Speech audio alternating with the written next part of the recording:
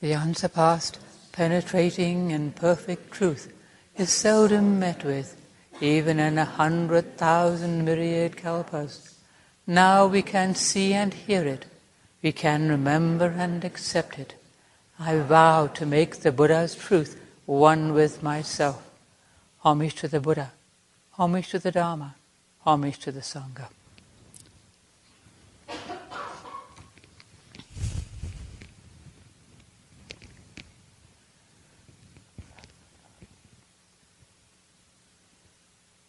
Today we're going to talk about Great Master Dogen's chapter on the Unbounded. The title of this chapter, Koku, means space. Another metaphor. Because space has no visible attributes. It's formless, it includes everything, and it doesn't obstruct anything. So it's often used to describe emptiness or the void that other people say, meaning Buddha nature that embraces everything and is limitless. But as Reverend Master Hubert points out, terms like emptiness and the void can sound negative, like there's nothing there. So he prefers the term the unbounded, which conveys the sense of it being free and limitless, without boundaries, nothing outside it, embracing everything. And in this chapter where we have space with a capital S, as he's done it, I will often substitute the unbounded, which I think might give us a clearer idea of what Dogen is pointing us to, so we don't get stuck with space. Because when you read it, you can see the capitals and the uncapitals, but when you have it read to you, you can't. So I'll just say the unbounded, when it seems clear that Great Master Dogen is talking about the unbounded. He says, because right here is where the what exists, it causes Buddhas and ancestors to find ways to express it. Another way of referring to Buddha nature, the what, sometimes used. The what, Buddha nature, the unbounded, because it can't be described.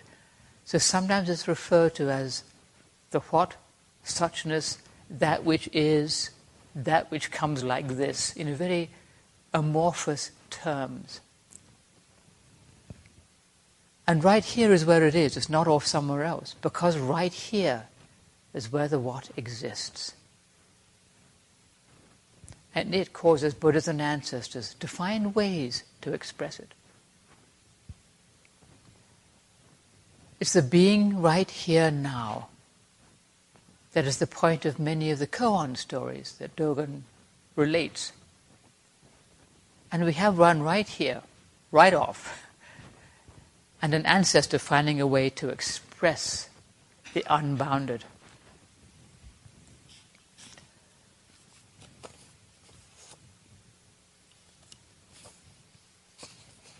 Meditation master Shakyo Eno of the Fuchu region once asked meditation master Seido Chizo, coming back to the topic, do you know how to grab hold of space with a capital S?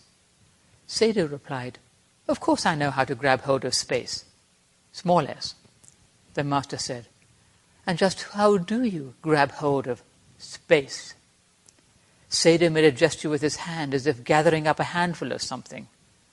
The master said, you do not know how to grab hold of space, the unbounded.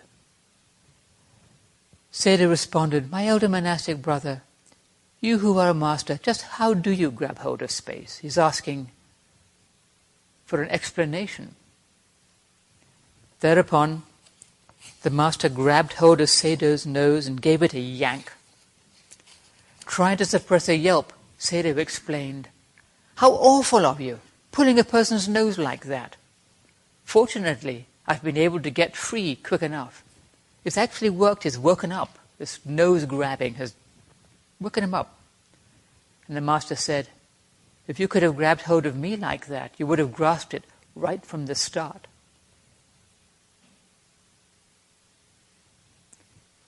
Dogen explains all this. Sayadaw has a limited view of what the unbounded is. He doesn't know it for himself. He's just thinking about space, or thinking the unbounded is like a lump of something. And Shakya grabs him by the nose. It's right here. And Sayadaw gets it. Now, as Dogen explains, it's not that Shakya wakes Sayadaw up. Sayadaw has to be ready to be woken up, or ready to wake up himself. Shakya just tipped the balance. Sayadaw has to do the training for himself. You go around yanking people's noses all day and you just get a lot of people upset. Shakya knew that Sayadaw was ready to understand. And, says Dogen, he did not want to end up trying to describe it to him. So he yanks his nose hard. Doesn't hold back.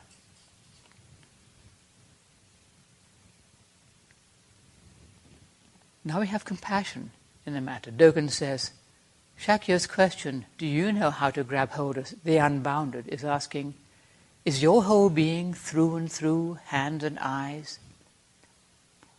This is a reference to Avalokiteshvara, the bodhisattva of compassion. He's saying, are you manifesting compassion through and through?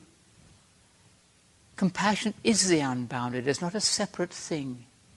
To think about the unbounded, or to try and grasp it or talk about it, without there being compassion, makes no sense. It just becomes a sterile idea. Because when we train wholeheartedly, when we practice the bodhisattva vow, when we see no difference between myself and everybody else, as we've been talking about, this is the practice of compassion. This is to grasp the unbounded, as will become clearer as we go on.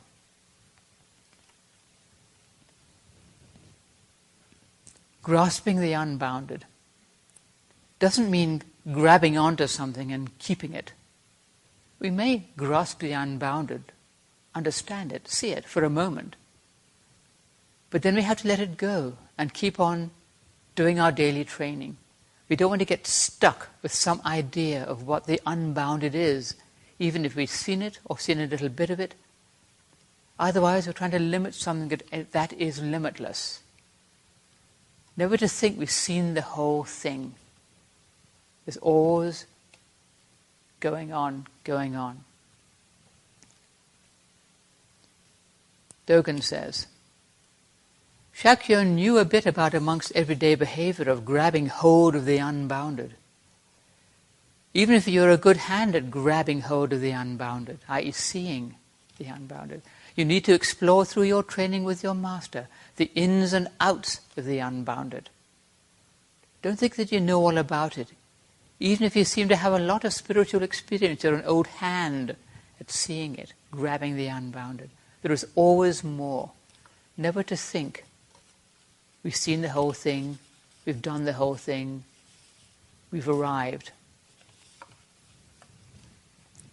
And he says, you need to explore through your training the killing off of the unbounded, i.e. letting go of our ideas of what it might be or what it is. Our killing off of the idea of the unbounded. And the revitalizing of it. And you need to know the relative importance of the unbounded, not to get caught up in our ideas about it, or any experience we may have of it. To keep it all in perspective. Because we have all the other aspects of training as well. Dealing with daily life, keeping to the precepts, and so on. Not just having experiences. All the daily matters of daily life, our ceaseless practice that we've been talking about. As Dogen explains, and I think this is the central thing of this, you need to preserve and rely upon the grasping of the unbounded, which is, namely, you're doing your utmost to train in the way. You're giving rise to the intention to realize that one's training and enlightenment are identical. And you're listening to what Buddha after Buddha and ancestor after ancestor have put forth. Doing our utmost to train in the way is the grasping of the unbounded. It's not something different or something lesser. Doing our utmost to train in the way, giving rise to the intention to realize that our training and enlightenment are identical. They're not separate. Dogen says this over and over again. Training is enlightenment. It's the practice of enlightenment, realizing it, making it real for ourselves. Having faith in this, having faith in our own practice, and listening to the Dharma, to what Buddha after Buddha and ancestor after ancestor have put forth, not thinking we know it all, we don't need to learn anything, or thinking that we don't know anything.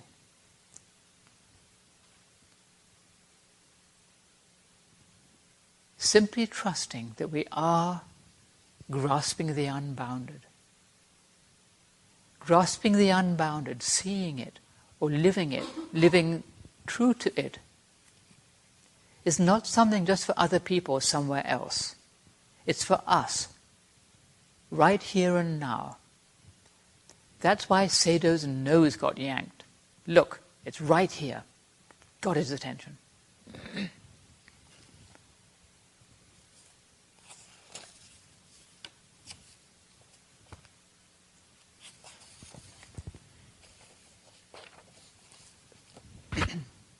Dogen says, my late master, the old Buddha of Tendo Nyojo, once said the following: my whole being is like the mouth of a bell suspended in empty space. And Dogen says, clearly, you need to recognize that the whole body of space hangs in, capital S, space, the unbounded. Tendo Nyojo means that his whole being gives forth wisdom.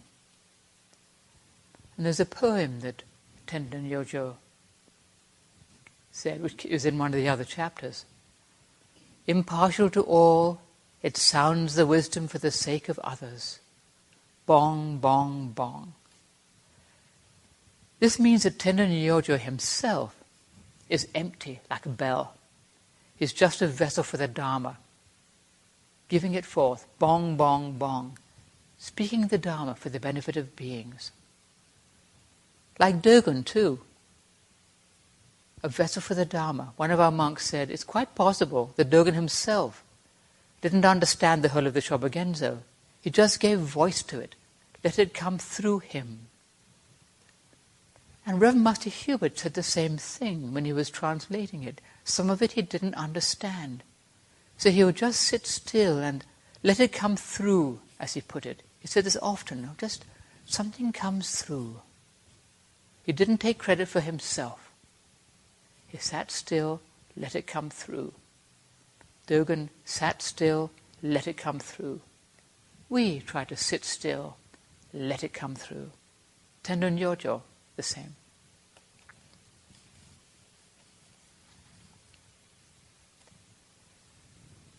Now we have another koan story. The eminent scholar, Abbot Seizan of Hungju province, once paid a visit to Basso. Basso asked him, what scripture did you lecture on? Seizan replied, the heart scripture. Basso then asked him, and what do you use to lecture on it with? Seizan replied, I use my mind with which to lecture on it. Basso then said, the mind is like the starring actor. Our will is like its supporting player, with the 6 senses playing the accompanying cast. How can these possibly comprehend how to lecture on a scripture? Seizan responded, with a mind unable to give a lecture, surely empty space could hardly do it, meaning literally physical space. Basso said, on the contrary, it is space, the unbounded, that is able to give a lecture. With a dismissive swish of his sleeve, Seizan departed. Doesn't like it. Basso called after him, learned monk. Seizan turned his head around. Basso said, from birth to old age it is ever thus. Thereupon, Seizan caught it. He got it. Eventually he went into hiding on Mount Seisan, hence his name, and nothing more was heard from him. He gave up his erudition, gave up his fame, and just became an ordinary person, disappeared from public sight. Nice story. And once again we have the master getting somebody's attention. Wake up. There's birth and old age and death. There's impermanence. Don't worry about erudition and the great mind, your mind. And this is his equivalent of yanking the nose. And Seisan gets it. Right away. He gives up his erudition and his eminence and goes off into the mountains. It's exemplary. If somebody has this thing they've identified with, and they just put it down. Oh, they see it. Let go of that whole self thing.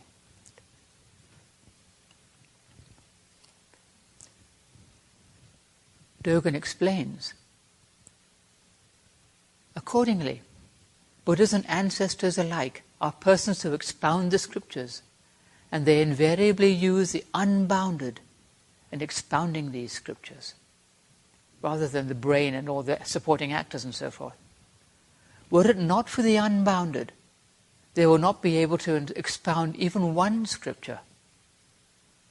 Whether they expound on the mind as scripture or expound on the body as scripture, in either case, they do the expounding by means of the unbounded.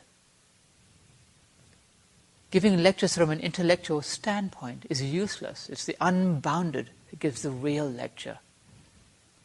Whatever we may be talking about, whatever we're discussing, it's the unbounded that we try to let come through. To get oneself out of the way, not try to be clever and impress people, and simply let the Dharma come forth. Like Tendon Yojo, bong, bong, bong is not ours.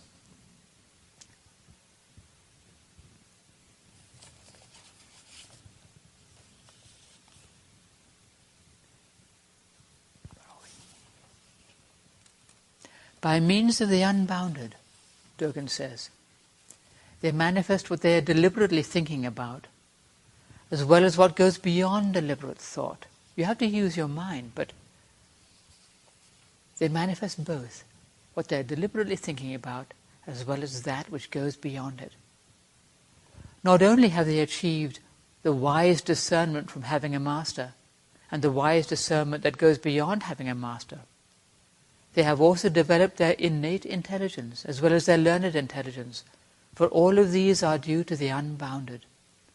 Their becoming Buddha and their becoming an ancestor must likewise have been due to the unbounded. We have to do the training. We have to use our wise discernment and our intelligence, as he says, and the unbounded helps us. All our attributes, whether seemingly positive or seemingly negative, whether they seem to help us on our way or obstruct us, all are part of the unbounded. We need to accept them all, not try to cut anything off, but let it all help us in our ceaseless practice. Not think, well, I'm not very smart, or I'm really smart, or whatever we may think of ourselves, or whatever attributes we may have, physical, mental, body or mind, spiritual. We think we don't meditate very well, or we don't keep the precepts very well, or we're kind of clueless, or have some other difficulty, we're getting old, whatever it might be. They're not an obstruction. We can use them to help us. They are all part of the unbounded, part of Buddha nature.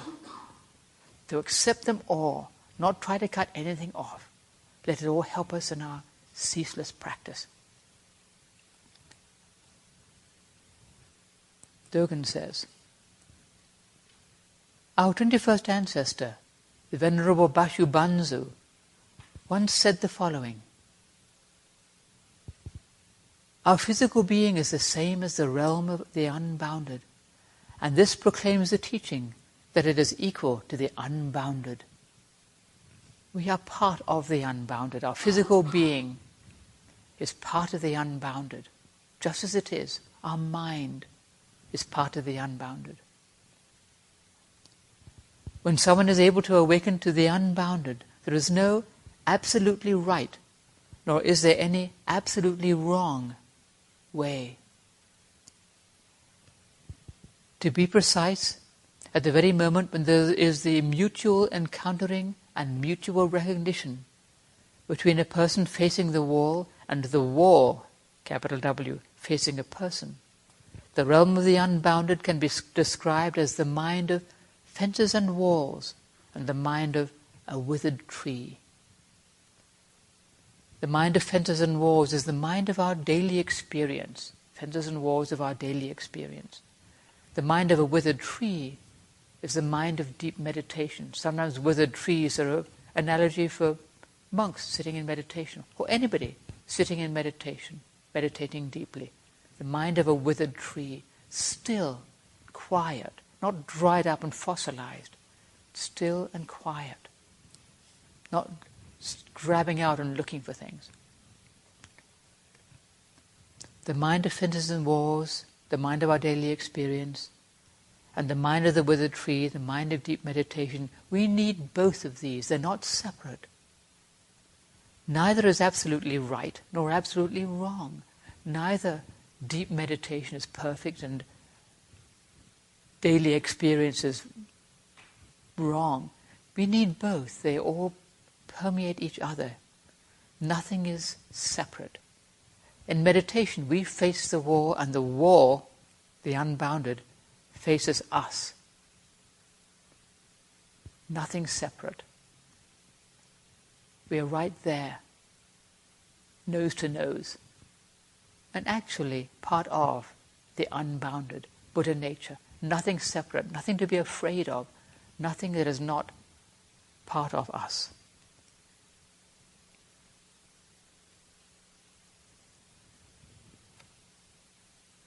For those who need to be saved in accord with their own bodily form, Avalokiteshvara, Bodhisattva of compassion, will forthwith manifest in that form and give expression to the Dharma for the sake of that person.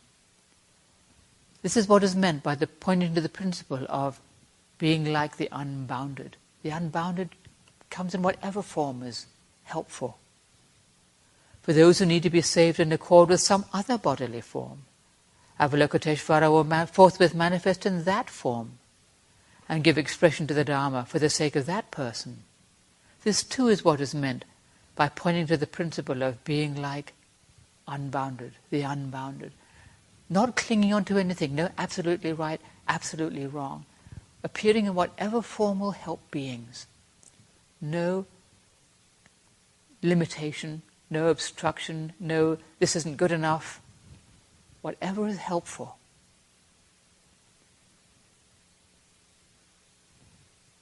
Compassion is the unbounded. It's not a separate thing.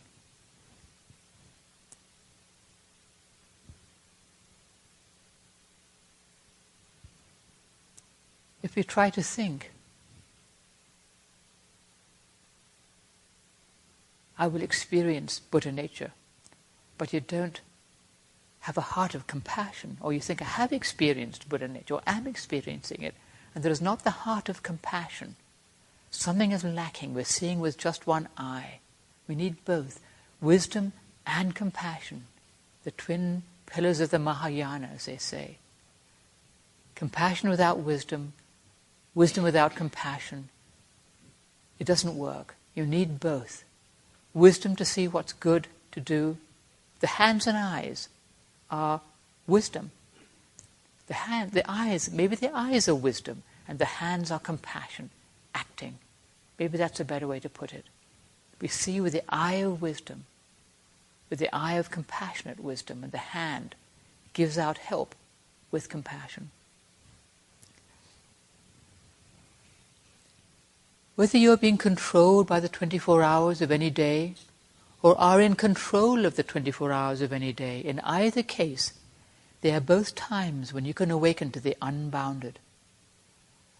Whether we feel at the mercy of time, rushed from here to there, or we feel we're in control of things and everything is fine, in either case, they are both times when we can awaken to the unbounded.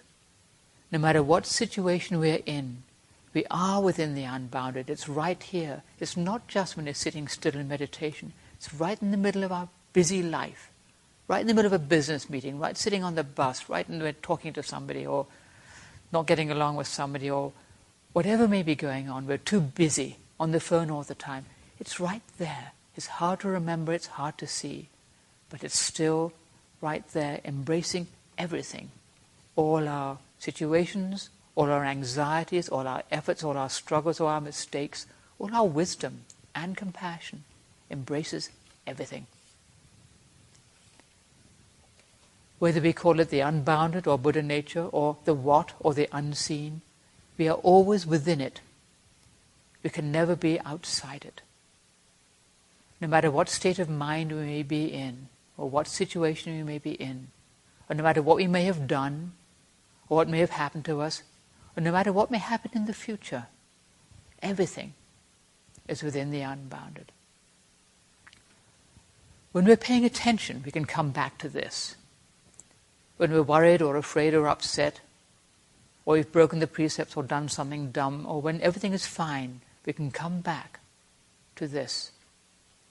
All of it is within the unbounded. We cannot put ourselves outside Buddha nature. To trust this is to take refuge in the three treasures, to live the life of faith. We give rise to the unsurpassed mind, to the mind of enlightenment, the aspiration to help all beings cross over to the other shore. We do our ceaseless practice, the training of daily life, just as the Buddhas and ancestors did. And all of this just as we've been talking about this week. The gateway of ceaseless practice rolls on just like this. Dogen ends this chapter. When a stone is large, it is large, just as it is. And when a stone is small, it is small, just as it is.